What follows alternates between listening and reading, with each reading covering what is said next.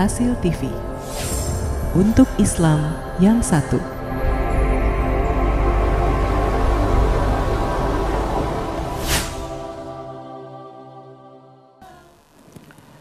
Radio Silaturahim untuk Islam yang satu. Ikhwan dan akhwat, di malam hari ini Mimbar Rasil bersama Habib Umar Ibrahim Assegaf. Dalam temanya, poin penting untuk direnungkan dalam menumbuhkan perlunya persatuan. Dan di malam hari ini, ikhwan dan akhwat, Mimbar Rasil, saya Agus tidak sendiri, ditemani oleh para pejuang dakwah. Ada Jawir, kemudian Robi, dan juga Rosid, serta para pejuang dakwah yang ada di Sukabumi, Semarang, dan juga yang ada di Batam. Dan tentu saja ikhwan dan akhwat, kami undang Anda untuk bergabung di line telepon 0218451512, SMS dan juga WhatsApp di 081119997220. Ada beberapa pertanyaan Habib yang sudah masuk ya. Ini pertanyaan yang pertama dari Bapak Indra di Jakarta. Assalamualaikum warahmatullahi wabarakatuh. Waalaikumsalam warahmatullahi wabarakatuh. Habib, bagaimana kita memaknai persatuan Islam dengan benar? Apakah ini berarti bahwa kita tidak boleh memiliki perbedaan dan ikhtilaf dalam masalah agama dan juga keyakinan? Baik, Pak Indra ya. Suatu pertanyaan yang bagus sekali. Berbicara tentang al-wahda al-islamiyah biasanya diterjemahkan dengan istilah seperti ini. Al-ittihad bainal muslimin, persatuan di antara kaum muslimin. Huwa taqarub bainal al-firaq al-islamiyah fima bainahum, yaitu pendekatan di antara kelompok-kelompok umat Islam fima bainahum, di antara mereka. Tapi dengan catatan ma'al ihtifad bi kiyanatihim wa mahiyatihim, dengan menjaga yaitu ciri khas mereka. Ya, kan setiap kelompok mempunyai ciri khas. Tidak mungkin kemudian kita mau berangus ciri khas itu, kemudian menjadi satu warna. Kalau itu yang terjadi, itu adalah sesuatu yang mustahil, dan akan melahirkan satu sikap yang sangat tidak etis, ya. Itu misal. Dan selain itu juga adalah ada istilah wa itlaqul hurriyah. Jadi memberikan kebebasan likulli firqah fil furu'il khassa biha, yaitu pada setiap firqah terkait dengan hal-hal ajaran furu'iyah yang ada pada setiap firqah itu. Jadi pendekatan itu dilakukan atas dasar persamaan-persamaan di antara firqah-firqah itu. Sebab saya yakin bahwa Pak Indra, persamaan di antara kaum muslimin itu lebih banyak ketimbang perbedaan-perbedaannya. Tetapi pendekatan ini juga tidak menafikan dan tidak menghilangkan perbedaan-perbedaan yang menjadi ciri khas pada setiap kelompok tadi. Ini didasarkan dari apa? Dari apa yang baginda Rasul Muhammad sallallahu alaihi wa alihi wasallam lakukan. Bahkan pengertian al-ukhuwah Islamiyah itu bukan cuma ukhuwah di antara muslim. Ukhuwah dalam pengertian sangat luas. Bukti sejarah yang tidak bisa dinafikan, semua umat Islam sepakat bahwa ini adalah merupakan kebenaran yang pernah ada di zaman Nabi Muhammad, adalah ada satu perjanjian yang disebut dengan Mitsaqu Madinah, atau istilah yang lain disebut dengan Sahifatu Madinah. Bayangkan, mungkin di zaman itu umat Islam warnanya adalah tidak beraneka ragam seperti sekarang ini. Kalau ada perbedaan di antara mereka, tidak menyeruak seperti sekarang ini, ya. Tetapi ada umat Islam, walaupun pasti insya Allah ada perbedaan yang kita tidak tahu. Ya, baru setelah Nabi Muhammad wafat baru terlihat. Kemudian umat Islam dengan kelompok yang lain, di situ ada Yahudi, di situ ada Nasrani, di situ bahkan ada orang-orang yang termasuk alladzina asyraku. Semuanya disatukan oleh Nabi Muhammad di Madinah dengan piagam Madinah. Itu menunjukkan apa? Mereka disatukan dengan persamaan yang ada pada mereka, tetapi mereka juga diberikan kebebasan untuk menjalankan perbedaan-perbedaan itu. Tapi dengan catatan, selama kebebasan memberikan perbedaan itu tidak merusak kebersamaan di antara mereka. Jadi gitu Pak Indra. Bukan berarti persatuan itu kemudian mensatuwarnakan semuanya. Jadi kita dekat karena memang di antara kita banyak persamaan-persamaannya. Tapi dengan catatan juga kita memberikan kebebasan orang yang lain menjalankan perbedaan-perbedaan mereka selama perbedaan itu tidak bertentangan dengan hal-hal yang pokok yang diajarkan oleh Allah di dalam Al-Qur'annya. Lalu bagaimana kita menyikapi saat ini adanya kelompok-kelompok yang kemudian merasa paling benar sendiri, Habib? Baik, nah ini dalam kajian tentang masalah al-ukhuwah wal wahdal islamiyah ya, itu ada sebuah istilah namanya at-tauhid, yaitu ajaran tauhid dan poros-poros ketauhidan. Ini poros-poros ketauhidan. Sebab apa yang terjadi di Madinah nggak mungkin terjadi kalau tidak ada dasarnya pertama kali, yaitu menumbuhkan kesadaran ini tentang tauhid. Nah, poros-poros ketauhidan itu adalah merupakan aktualisasi daripada kesadaran ketauhidan ini dalam sikap kita sehari-hari, hubungan antara kita dengan yang lain. Salah satu di antaranya adalah setiap manusia yang muwahhid, yang sadar bahwa Allah itu adalah Tuhan satu-satunya, la ilaha illallah, Muhammad Rasulullah, dan sadar pula bahwa kebenaran Allah itu adalah kebenaran mutlak, dia akan sadar apapun yang dia katakan itu adalah bukan benar mutlak, hanya merupakan penafsiran terhadap yang mutlak. Al-Quran contohnya, Al-Quran itu benar mutlak, tapi di waktu saya tafsirkan, saya tidak bisa mengklaim apa yang saya tafsirkan dari Al-Quran itu adalah benar mutlak. Kalau saya mengatakan apa yang saya tafsirkan dalam Al-Quran ini, kalau saya sebagai seorang mufassir adalah benar yang mutlak, berarti kita menyamakan diri kita dengan Allah Subhanahu wa Ta'ala. Ini bertentangan dengan poros-poros ketauhidan tadi. Sebab dari tauhid akan melahirkan orang yang mutawadhi'.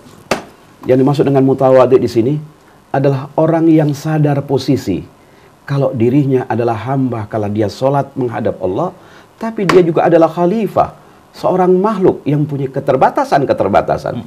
Oleh karena itu, kalau seorang ustadz memberikan ceramah, menyampaikan pandangannya, itu bagus dan tidak salah kalau dia berbeda dengan orang lain. Yang salah kalau sudah masuk dalam ranah mengadili pandangan orang lain dengan mengatakan bahwa saya benar mutlak dan situ salah mutlak. Saya muslim dan situ kafir. Saya muslim dan situ fasik. Salah satu imam besar yang bernama Imam Syafi'i rahimahullah pernah mengatakan, yang kalau diartikan dalam bahasa Indonesia, pandangan kami benar. Jelas setiap orang kalau berpandangan rasa bahwa dirinya benar. Tapi la yahtamil alal khata', tidak menutup kemungkinan untuk salah. Pandangan orang lain itu salah, biasalah. Kalau saya berpandangan Pak Agus bersebelahan sama saya yakin benar Pak Agus salah. Tetapi Pak Agus salah, tapi tidak menutup kemungkinan untuk benar. Di waktu kita berpikir seperti ini, berarti kita adalah muwahhid. Kita meyakini Allah adalah yang mutlak, sedangkan saya bukan Tuhan. Saya adalah makhluk, bisa salah dan bisa benar. Kalau akhlak yang model seperti ini ada di tengah-tengah umat ini, insya Allah persatuan di antara mereka tidak akan terusakkan. Jadi persatuan di antara umat ini terusakkan disebabkan karena apa? Mungkin memahami tauhid cuma dalam dataran teori. Mungkin juga saya ya. Misal saya nggak boleh mengadili umat yang begini besar, isinya ulama-ulama dan lain sebagainya ya. Salah satu di antaranya itu. Dan karena pemahaman kita tentang tauhid itu mungkin hanya teori, tapi tidak mampu kita mengaktualisasikan kita dalam hubungan antar yang saya sebut dengan poros-poros ketauhidan. Akhirnya apa yang terjadi? Ada sebagian saudara-saudara kita suka mengkafirkan kelompok lain. Sikap yang seperti ini pada dasarnya adalah bertentangan dengan ajaran tauhid itu sendiri. Begitu Pak Agus. Ya. Baik. Pak Indra di Jakarta, semoga terjawab ya. Amin, insyaallah. Ada pertanyaan lagi Habib dari Herdiana di Karawang. Iya. Assalamualaikum warahmatullahi wabarakatuh. Assalamualaikum warahmatullahi wabarakatuh. Dengan rahmat Allah, Rasulullah SAW menyatukan kelompok Islam yang selalu bertikai. Tapi sekarang ini banyak kelompok Islam yang selalu bertikai. Bahkan saudara kita di negeri Arab dan Timur Tengah saling bunuh dengan mengatasnamakan Islam. Padahal Islam diturunkan Allah di negeri Arab tersebut. Mengapa hal ini terjadi? Bukankah seharusnya mereka lebih mengerti Islam? Ataukah memang mungkin Allah telah mencabut rahmat dari mereka? Terima kasih atas penjelasan. Masya Allah. Pak siapa tadi? Pak Herdiana di Karawang. Pak Herdiana. Pertanyaan yang bagus. Bismillahirrahmanirrahim. Dimanapun berada di atas dunia ini, yang mengucapkan la ilaha illallah Muhammad Rasulullah adalah saudara kita. Semoga apa yang saya jawab betul-betul tidak mencederai rasa ukhuwah ya antara kita. Kita juga nggak boleh kemudian punya kesombongan bahwa kita umat Islam di Indonesia lebih baik daripada umat Islam yang lain. Kembali kepada apa yang tadi saya sampaikan di prolog. Jujur, kita dalam proses menciptakan kekuatan ekonomi umat ini secara global. Ya. Apa yang dilakukan oleh Nabi Muhammad sallallahu alaihi wasallam di Madinah harus dicontoh oleh umat ini. Sebab Nabi adalah qudwah. Tidak ada contoh yang paling baik seperti Nabi Muhammad. Oleh karena itu, seyukianya para pengusaha muslim sedunia harus memikirkan bagaimana caranya pasar-pasar dunia ini tidak dikuasai oleh orang-orang yang anti kepada persatuan. Ya. Apa yang terjadi di Timur Tengah bisa terjadi di Indonesia, bisa terjadi di mana saja kalau kekuatan ekonomi dikuasai oleh orang-orang yang tidak pernah menghendaki adanya persatuan di antara umat manusia ini. Ya. Jadi kalau saya boleh, walaupun saya bukan seorang pengamat politik internasional yang hebat, sampai sekarang ini negeri saudara-saudara kita di Timur Tengah dan sekitarnya adalah secara politis mereka digoyang disebabkan karena pasar dunia masih dikuasai oleh mereka. Tetapi wahai saudara-saudara umat Islam, pemirsa dan pendengar radio dan televisi Rasil, gak usah berkecil hati. Saya yakin di tengah-tengah umat ini, di dalam masalah yang mereka hadapi juga ada saudara-saudara kita yang memikirkan tentang permasalahan ini. Ya, mereka berusaha ini untuk menjalankan apa yang pernah dinasihatkan oleh Nabi Muhammad. Bangunlah masjid dan pasar sekitarnya. Dan ini juga penting untuk umat Islam di Indonesia. Alangkah baiknya kita bangun masjid, tetapi juga bangun pasar di sekitarnya. Kita kuatkan ekonomi umat sekitar masjid, sehingga di sekitar masjid, insya Allah tidak ditemukan orang-orang miskin yang meminta-minta. Kalau sekarang kan bangun masjid, bangun parkiran. Nah, Masya Allah, nah gitu ya. Bangun masjid, makin besar masjidnya, makin banyak tromol-tromol yang dibuka untuk meminta-minta uang. Kadang-kadang di jalan dan begitu seterusnya. Bagaimana caranya masjid dibangun, pasar dibangun di sekitarnya, dan melibatkan orang-orang miskin di sekitar masjid. Didata itu orang-orang miskin. Bukan didata di waktu bagi-bagi zakat. Tapi didata mereka dan dilibatkan ini dalam usaha masjid. Seharusnya seperti itu. Seharusnya begitu. Ini berarti menjalankan sunnah Nabi. Yang namanya sunnah Nabi bukan cuma sholat qobliyah, ba'diyah. Atau misal. Tapi termasuk sunnah Nabi adalah, yaitu tadi, memperkuat ekonomi umat. Dengan cara bangun masjid dan pasar di sekitarnya. Kalau umat sudah ekonominya kuat, spiritualnya kuat, ini bukan berteori ya. Kita cuma ingin menghidupkan sesuatu yang sekarang ini mati, yaitu pasar di sekitar masjid.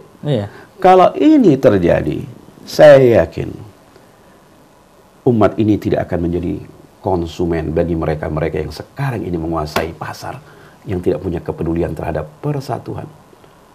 Persatuan bukan cuma di antara kaum muslimin, bahkan persatuan antara umat manusia secara menyeluruh. Kenapa kita kadang-kadang gampang digoyang, gampang dipecah, gampang walhasil porak-porandahkan disebabkan karena perut-perut kita lapar. Sudah lapar, itu pun dalam pikirannya tidak pernah tahu bagaimana mengisi perutnya keesokan harinya karena tidak punya pekerjaan. Islam datang sebagai agama rahmatan lil alamin untuk menjawab ini. Agar supaya mereka yang bermusuhan satu dengan yang lain disebabkan karena perut mereka lapar, ya enggak?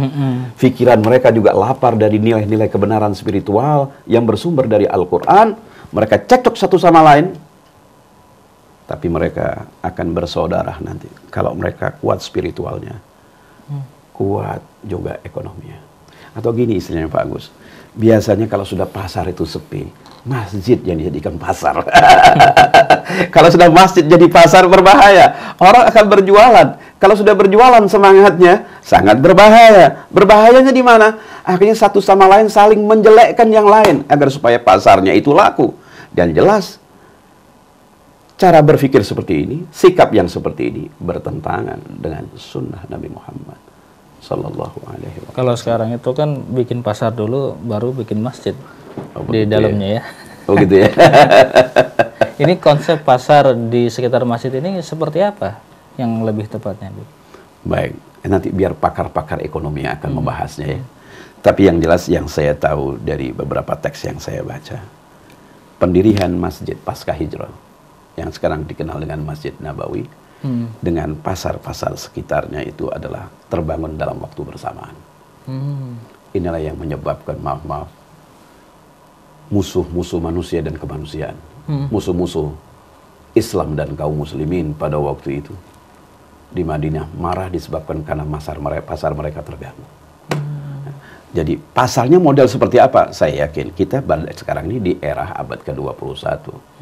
Saya yakin pakar-pakar ekonomi kita yang ahli di bidang ekonomi syariah bisa mempunyai format yang tepat. Sehingga nanti insya Allah di mana ada masjid, di situ selalu menggeliat ya. Ada ekonomi umat di situ. Orang datang ke masjid bukan cuma sholat, orang datang ke masjid juga, insya Allah dapat pahala, dapat uang, dapat pekerjaan, dan begitu seterusnya. Kalau ini terjadi kan begitu indah, indah luar biasa. Dan insya Allah hubungan antara satu dengan yang lain menjadi baik, ya enggak? Persaudaraan di antara mereka terjaga dengan baik, tidak terkoyakkan oleh orang-orang yang mempunyai istilahnya, yang menguasai pasar. Tapi dengan tujuan adalah memecah belah umat sekarang ini. Ya. Tapi kan saat ini pasar ini bergeser, Habib. Kalau dulu kita melihat pasar secara fisik, tapi sekarang ini banyak pasar yang bergeser ke gadget, ke aplikasi-aplikasi yang ada di handphone ini. Bagaimana, Habib? Ya nggak ada masalah. Pasarnya pasar online, tapi di sekitar masjid.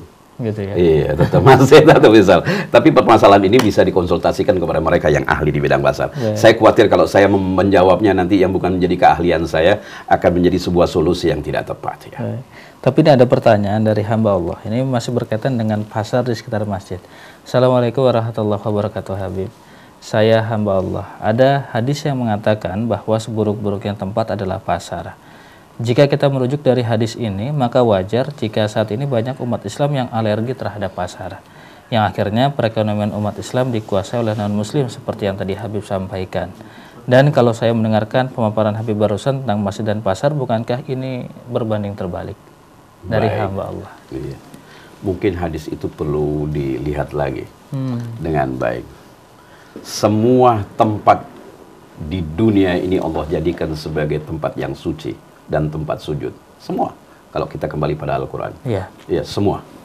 Apa saja yang ada di dunia ini, itu adalah menjadi masjid dan wa tahura. Ya. Sekarang permasalahannya adalah, kalau dia masjid, tapi di dalamnya adalah isinya memfitnah umat. Di dalamnya adalah, isinya adalah dusta-dusta. Tuhmah-tuhmah. Tuduhan-tuduhan yang tidak mendasar. Atau memecah belah umat, masjid itu pun juga disebut dengan masjid dirar. Dia adalah seburuk-buruk masjid. Tapi bukan berarti semua masjid itu adalah buruk. Begitu juga yang namanya pasar atau misal. Ya, kalau di dalamnya yang berjalan transaksinya adalah tidak ada unsur kezaliman.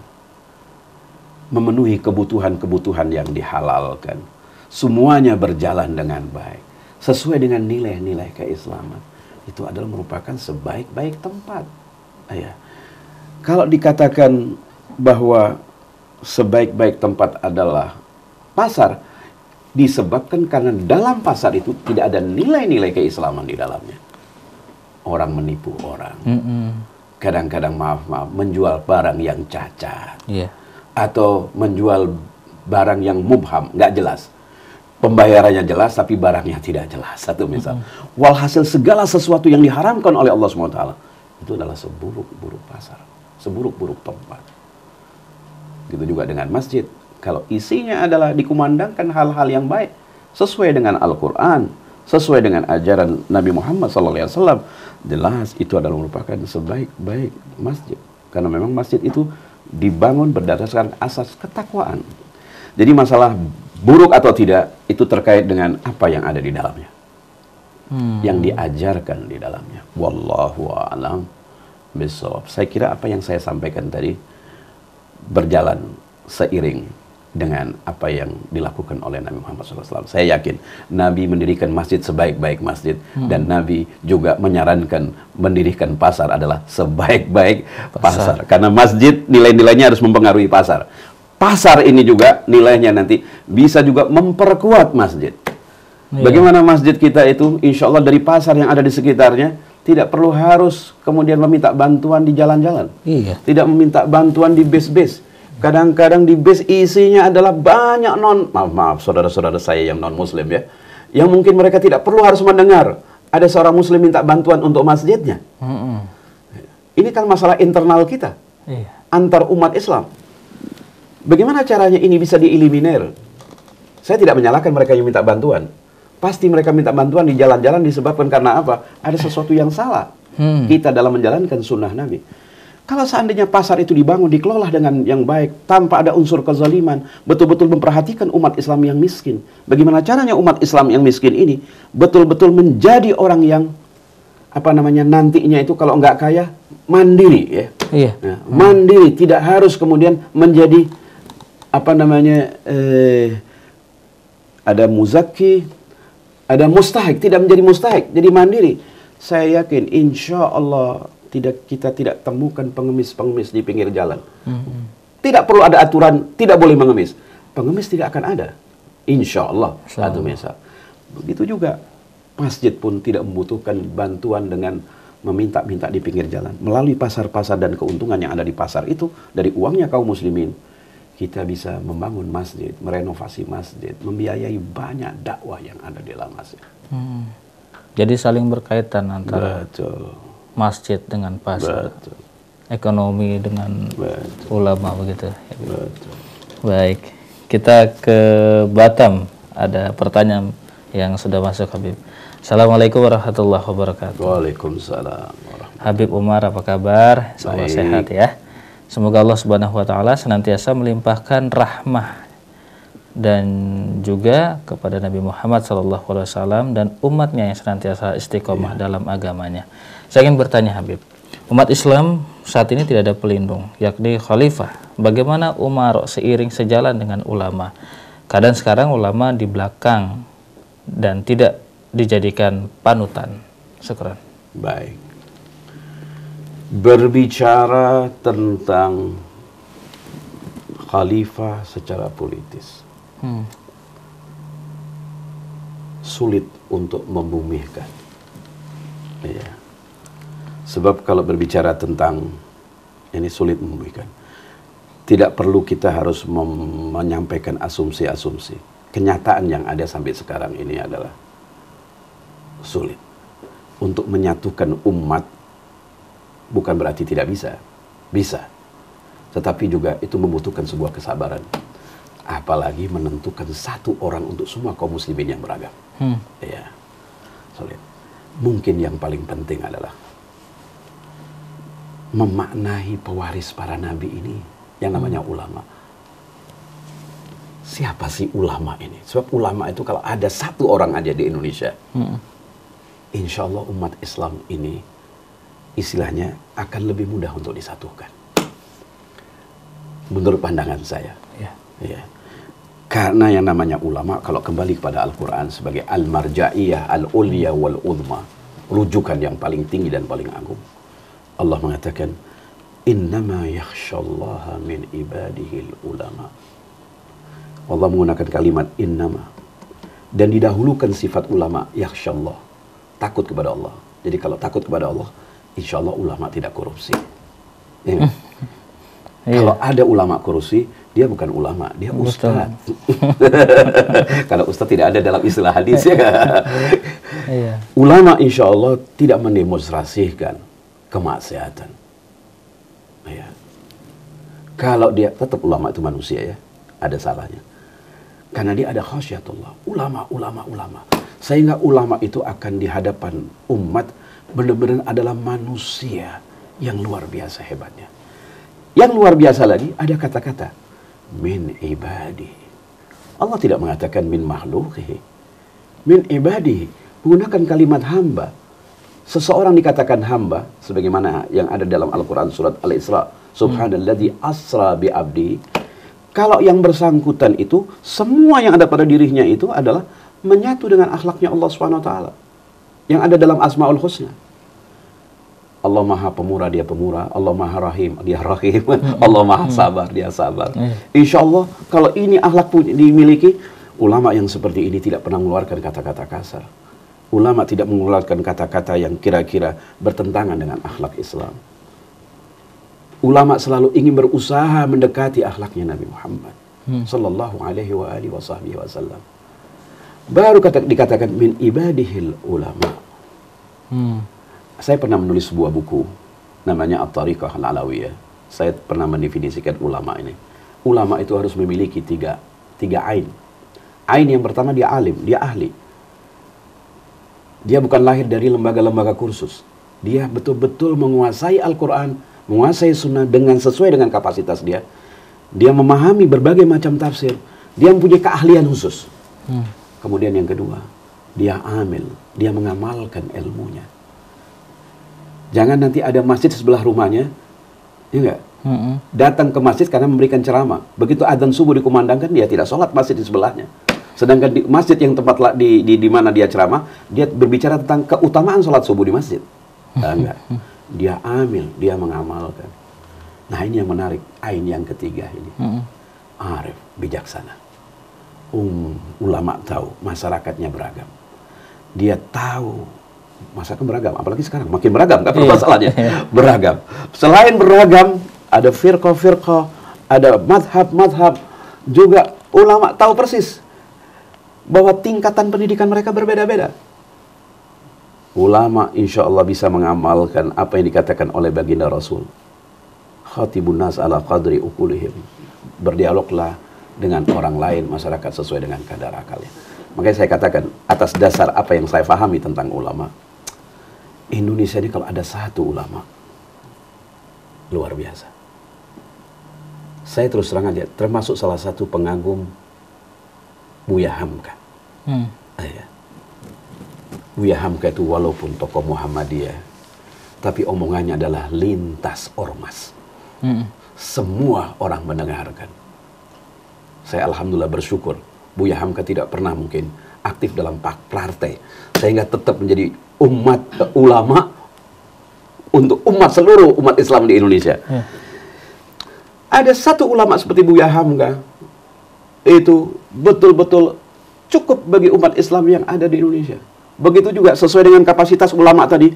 Kalau seandainya ada ulama begitu hebat di dunia ini, kita nggak tahu. Kan dalam ajaran Islam, hadis-hadis dan disepakati oleh umat Islam semuanya, akan datang Imam Mahdi Al-Muntadhar bersama dengan Nabi Isa. Dan saya yakin sebagai Muslim, dia adalah ulama. Satu misal, yang luar biasa, yang akan melakukan seperti yang pernah dilakukan oleh baginda Rasul Muhammad SAW di Madinah. Jadi kalau seandainya di Indonesia cukup ada satu ulama dengan kriteria yang tadi, makin hebat kriterianya, insya Allah umat Islam di dunia ini, insya Allah akan lahir datang seorang yang disebut dengan alim minal ulama, yang menjadi rujukan bagi umat Islam secara menyeluruh. Tapi sebelum kita berbicara terlalu besar, mulailah dari negeri kita. yaitu kita membutuhkan ulama yang mempunyai sifat yang paling utama adalah takut kepada Allah Subhanahu wa taala, atau menggunakan istilah yang tadi, dia alim, dia amil, dan dia adalah arif, sehingga meskipun dia berada dalam salah satu ormas, tapi dia betul-betul menjadi ulama bagi semua kaum muslimin lintas apapun. Wallahu a'lam bishawab. Untuk Indonesia saat ini, Habib sendiri melihat adakah ulama-ulama yang sudah bisa mempersatukan umat Islam? Iya. Saya yakin kalau selain Buya Hamka yang tadi Habib sampaikan. Saya yakin kalau saya berbicara, pasti saudara-saudara saya akan mengatakan, oh enggak, saya enggak mau dengan ulama itu, atau misal, biarlah ini berjalan secara alami. Sebab Allah Subhanahu wa taala kalau sudah menghendaki sesuatu, seseorang yang disebut dengan ulama, pewaris Nabi, ada di tengah-tengah kita. Satu pun orang tidak akan mampu menolaknya. Kalau dia menolaknya, dia tidak akan berani menolaknya. Kapan ini terjadi? Disinilah setiap keluarga muslim wajib mendidik anak-anaknya menjadi ulama. Siapa tahu nanti lahir dari keluarga-keluarga muslim ini ulama, bahkan lebih baik dari Buya Hamka. Ini kewajiban. Jangan kita kemudian bermimpi adanya ulama di tengah-tengah kita, tapi kemudian kita tidak menjadikan rumah tangga kita menjadi rumah tangga mendidik anak-anak kita menjadi ulama. Kan di dalam doa kita ada kata-kata Rabbana hablana min azwajina wa dzurriyyatina qurrata a'yun waj'alna lil muttaqina imama.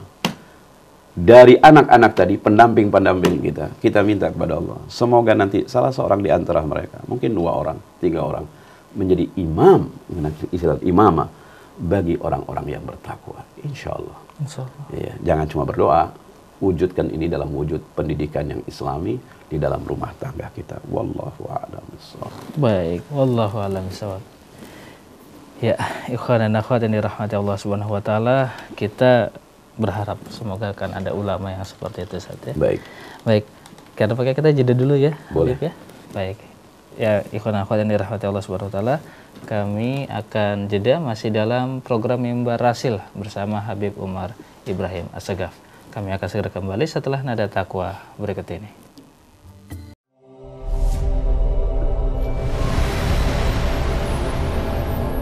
Rasil TV, untuk Islam yang satu.